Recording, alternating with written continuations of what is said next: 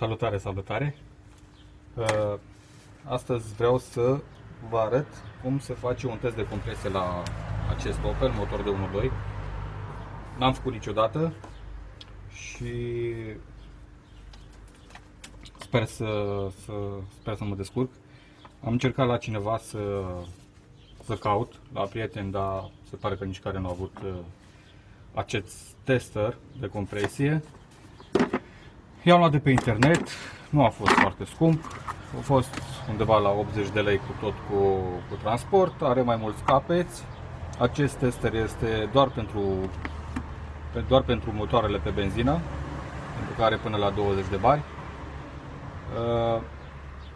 Are și două tije, da? Asta în cazul în care mai vreți să băgați cu furtun.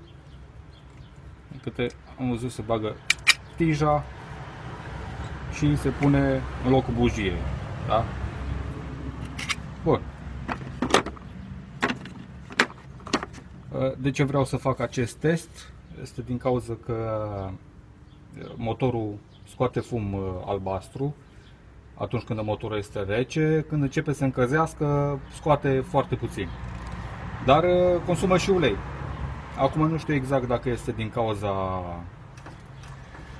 cauza segmenților de compresie, dar vedem ce spune testerul. Dacă valoarea o să arate sub 10 bari, atunci voi încerca să bagă cu această invenție niște ulei la pistoane, dar nu în capul pistonului. Am înțeles că se bagă pe peretele cilindrului, de jur împrejur, ca să ajungă direct la segmenți. Și dacă băgăm ulei și refacem testul și vedem că valoarea crește, da? Dacă valoarea crește la test, atunci e clar că sunt segmenții.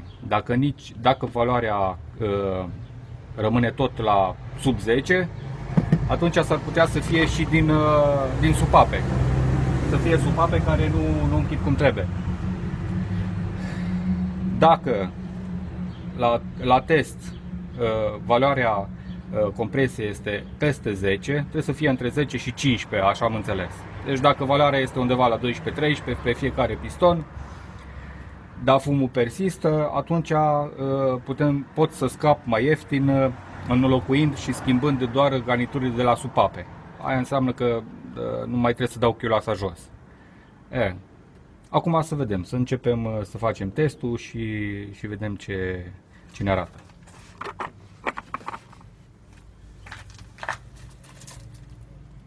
Asta am luat-o pentru nevastă mea, pentru oraș, la magazin, un cumpărat, un așa. Ce mi-a plăcut la mașina asta e faptul că nu are pic de rugină, domnule. Deci nu știu, cred că e tablă galvanizată, nu știu ce tablă au pe ele. Bun, nu toate, că am văzut Opeluri Corsa, modelul ăsta care îs ruginite, da? Probabil, nu știu, depinde și anul de fabricație, eu știu cum îs prinse în fabrică, dar asta chiar nu are nicio rugină pe ea. Mașina din 2001. Așa, scoatem fișele. Punem deoparte. Bun, aprinderea am scos-o. Acum ei spun că trebuie să scoatăm releul de la pompa de benzină. Că atunci când e la automat, pompa de benzină să nu bage benzină la injectoare. Aici așa, eu mi-am scos o hârtie cu toate releele și siguranțele. Se spate fiecare pentru ce este. Hai să vedem la pompa de benzină. Releu pompă de benzină R4.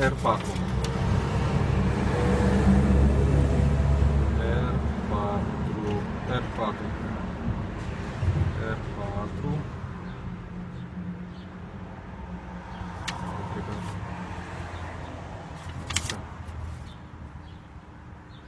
R4 ăsta de aici. Nu? Da, ăsta. Gata, am scos releu. Ăsta e releu. Punem deoparte. Punem hârtia la loc. Bun, hai să scoatem bujiile afară.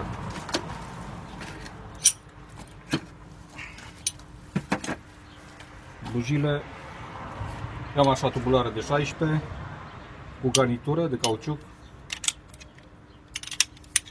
pentru bujii. Eu nu sunt cu chei dinamometrice, cu Newton, cu tatăl meu tot așa, a fost mecanic și nu a folosit pe vremea aia, nu a fost așa ceva. Dar sunt.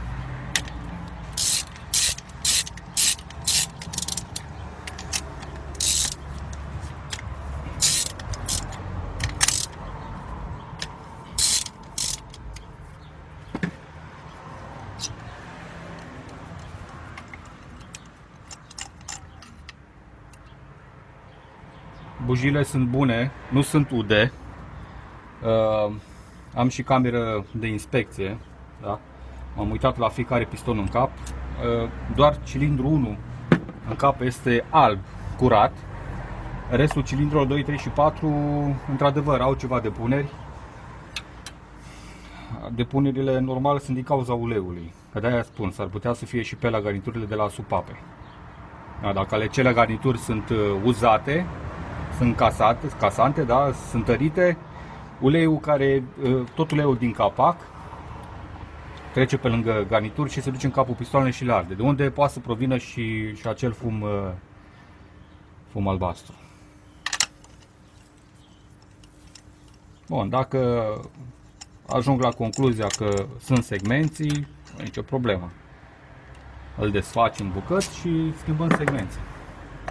N-am făcut niciodată, dar zic că mare lucru nu este dacă ai câta bunăvoință și pricepere.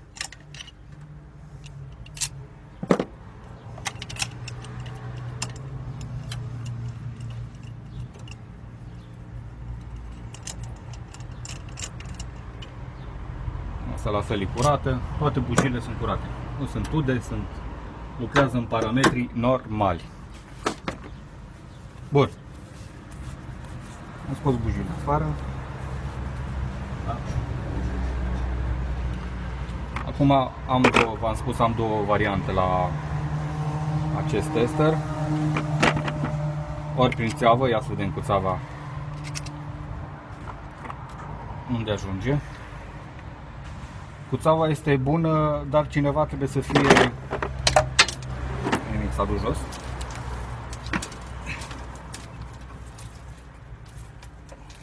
Cineva trebuie să fie în mașină să dea la cheie. Atunci, dacă n-ai pe cineva,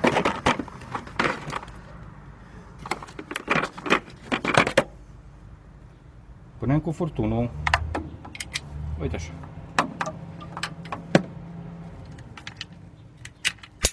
Apa. La de ce asta?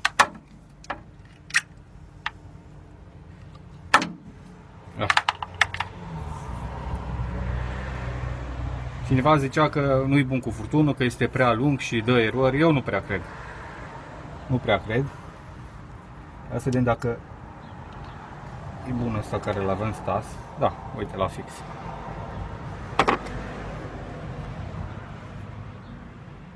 Uite așa. Să începem cu cilindrul. Ia să vedem la care cameră se vede. Aici așa. Până așa. Și să-i dau un arici aici. Da? Hai să mă duc să caut ceva, un arici să vezi. Am adus și aricii.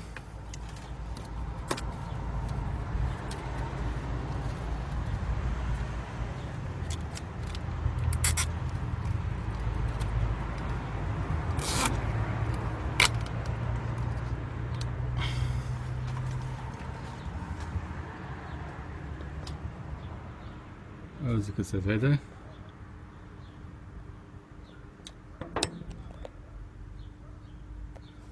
Să vedem.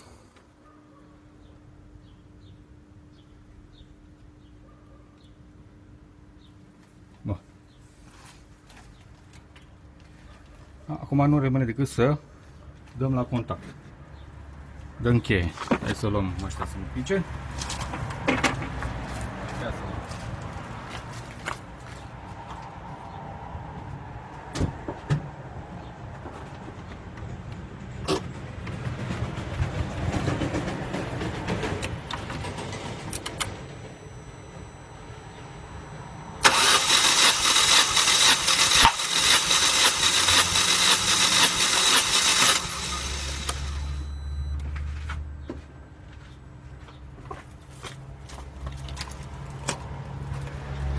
Deci la primul piston avem compresie 8 bari.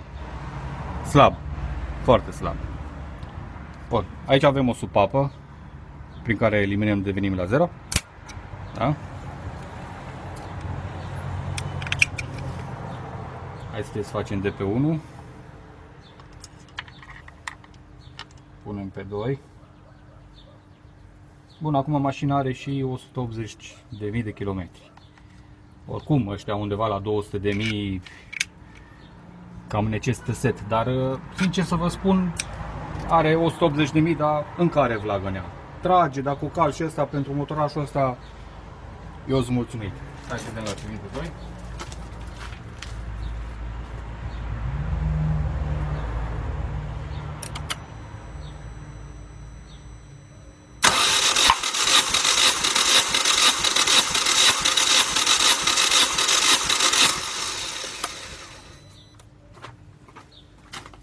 Da, cilindrul 2. Avem o compresie tot de 8 bari. Bă, în principiu, dacă sunt și egali între ei. Da? Dacă aici, de exemplu, avem la cilindru 1 am fi avut 8 bari și la cilindru 2 acum să fi avut 11 bari, atunci e clar, am înțeles că ar fi o problemă la garnitura de chiuloasă între ăștia doi cilindri. Da? La mine nu, din câte văd e aceeași valoare. Bun, trecem la următorul. Trecem la 3.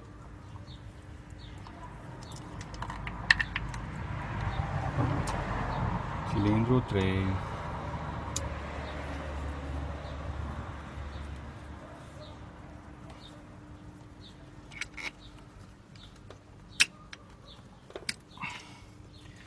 Cilindru 3.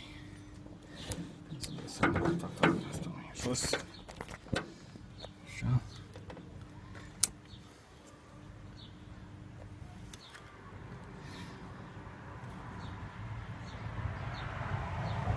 Perfect. Hai să vedem cilindru 3.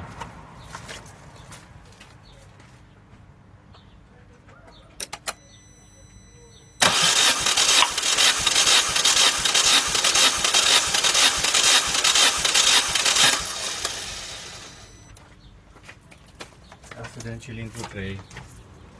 Bă, cam tot așa e, 8 jumate. Asta e 8 jumate. Bă, mare diferență nu este, deci din câte văd eu, hai să vedem și la cilindru 4. Dacă și la cilindru 4 ne dă o valoare top de 8 bari, înseamnă că acest motor, segmenții de la acest motor s-au uzat uniform. Deci asta ne arată că nu este vreun ori îți blocați toți segmenții de pe toți cilindrii ai de compresie, da, aia de ungere, îs coxați sau hai să vedem aici că ăsta nu intră, ori îs coxați, ori sunt înțepeniți pe cilindru. Da, eu zic că părerea mea nu are cum toți 4. Ai, dacă era 1, 2, dar toți 4 nu prea văd cum. Da? Hai să vedem și la 4. Camera merge.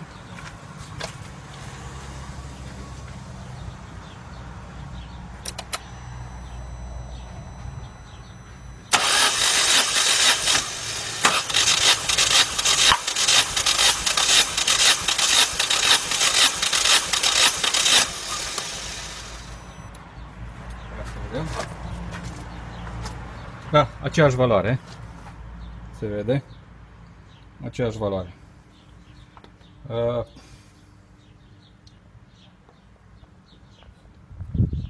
Bun.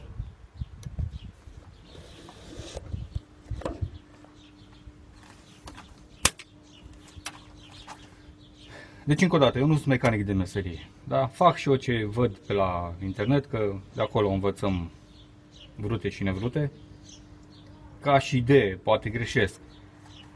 Acest motor, având aceeași valoare, da, la fiecare cilindru de 8 bani, am înțeles că un motor bun este între 10 și 14, ăsta are 8, ținând cont că are atâția kilometri la bord, 180 și ceva de mii. Asta rezultă că acest motor s-a uzat uniform, adică cilindrii s-au uzat uniform. N-are cum să fie blocat tot spate. Da? Are o vechime, are niște kilometri, ăsta e motorul. Oricum, pentru ani și kilometri care are, eu zic că e destul de ok. Acum facem testul cu uleiul.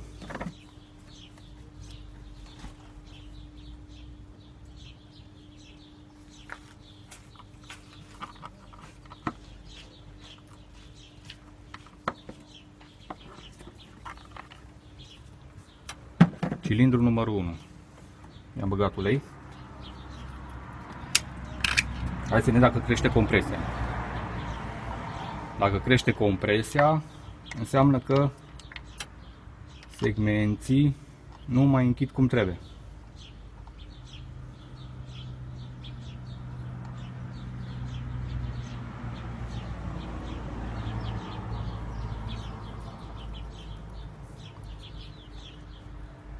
Ia să vedem. Dacă crește compresia, înseamnă clar că segmenții au uzură în ei.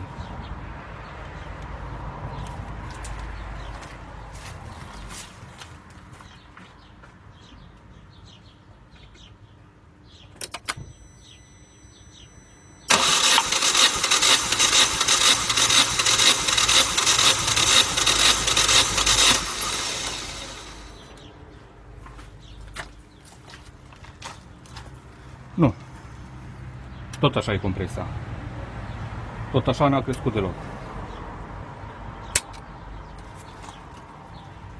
Hai să încercăm și la restul.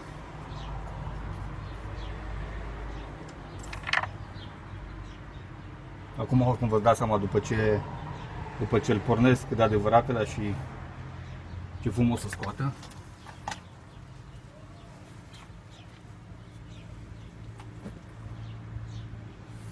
Motorul este cald, țin să precizez, deci la cald se face proba, da?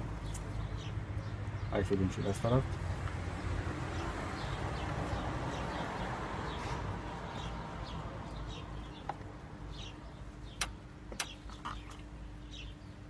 Zic că i-am băgat destul, nu prea mult, să nu se ghită. Unde e furtună?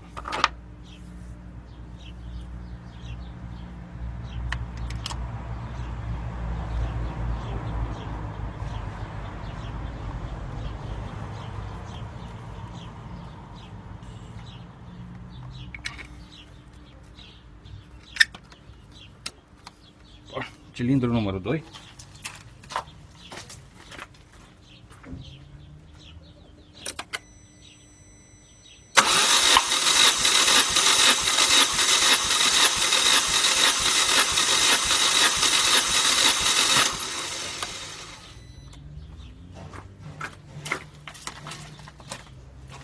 Tot top, nici n-are rost să mai bag în restul. Acum mă duce cu gândul la ce a zis cineva pe un tutorial, că s-ar putea și furtunul să fie prea lung.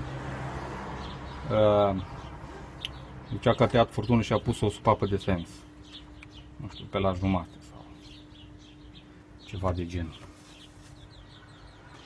Bun, hai să încerc la primul cilindru, să încerc să-i fac un test de compresie direct cu țeava, fără furtună.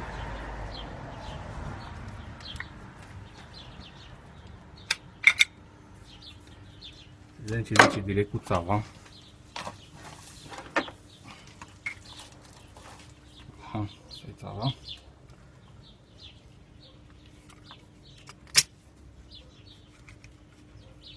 Plăitorul? Ia hai câta. Da. Ai treabă. Te duci și te bagi în mașină și dai la automat și spune când să oprești. Bine? Îi scoasă tot, nu m-am prins de cheie. Stai așa. O să-i dai. Dai. Dai. Bun, stop. Da, într-adevăr, ia uite, 14. Deci cine a zis cu furtunul n-a mințit. Uite, 14 bani. Stai așa că dăm și la restul. Acum la 1 și 2 am băgat ulei, s-ar putea de aia să fie și presiunea mare. Dar vedem la 3 și 4 unde nu i-am băgat, da? Dai.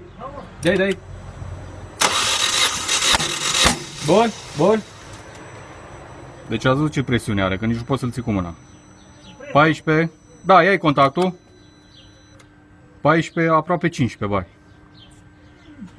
Stai că n-ai terminat. Hai să dăm și la restul.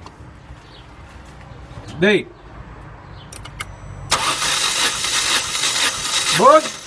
Stai așa. Ăsta puțin mai slăbuț. Undeva la 13. Hai să dăm și ultimul. Dai. Bun. Gata. Da, mersi. Și asta tot la 14 bani. Deci motorul ăsta este brici. Deci ținând cont de asta, că segmenții sunt buni, atunci nu rămâne decât să schimbăm garniturile la supape.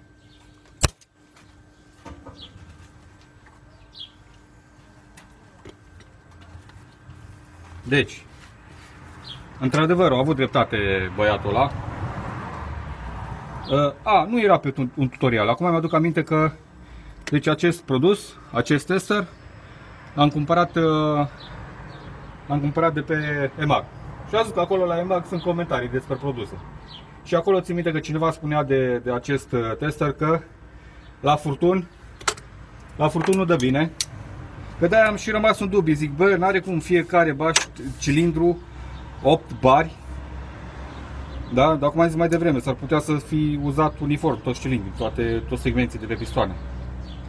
Dar am o supapă de sens și probabil că în zilele următoare o să-l tai. O să-l tai undeva mai din jos de aici așa, adică nu, ia să vedem cam cât permite. De la jumate aș putea să-l tai, să-i pun o supapă de sens cu niște coliere. Deci ați văzut, la test cu țava, abia am putut să țin mâna pe tester, că mi l-a aruncat afară, da? Trebuia să țin cu forță, cu putere. Deci la 14 bari, motorașul ăsta la 180 și ceva de mii de kilometri, eu zic că încă mai duce mult și bine. Da? Făcut schimbul de ulei la timp, da? Băgat ulei de calitate și acest motoraj va mai duce. Deci, segmenții sunt buni, setul motor este bun. Variantă, acum nu știu ce să zic, având presiune așa de mare, eu nu cred că scapă pe la supape. Dacă ar fi scăpat compresie pe la supape, dacă să scapă pe la supape, atunci n-ar fi arătat de mult. Se pare că am scăpat mai ieftin, părerea mea, nu știu, acum poate voi aveți altă părere, ăștia care sunteți mecanici de meserie și ați făcut motoare la viața voastră. Eu l-am făcut, dar pot să fac, pentru mine nu este niciun fel de problemă. Eu accept orice fel de provocare. Cum ziceam mai înainte, un sfat, dacă greșesc, da? Cum am zis mai devreme, că nu rămâne de schimbat decât semeringurile de la supape. S-ar putea să fie un piston, s-ar putea să fie două, s-ar putea să fie numai două semeringuri, dar la cum scoate fum mult la rece, s-ar putea să fie cam toate semeringurile, din cauza că fiind căldură în chiuloasă, uleiul încins, aceste garnituri în timp se duc. Cam asta a fost. Dacă vreți să faceți și voi un test, nu ezitați să cumpărați, nu știu cât a fost, 64 de lei, da? Acest manometru. Este foarte bun, este practic, este cu supapă. Cumpărați-l, faceți și voi testul. V-am zis, este bun doar la benzinare pentru care până în 20 de bari. La dieseluri depășește această valoare, nu aveți ce să faceți cu el la diesel. Mulțumesc pentru vizionare, sper că v-am fost de folos. Doamne ajută!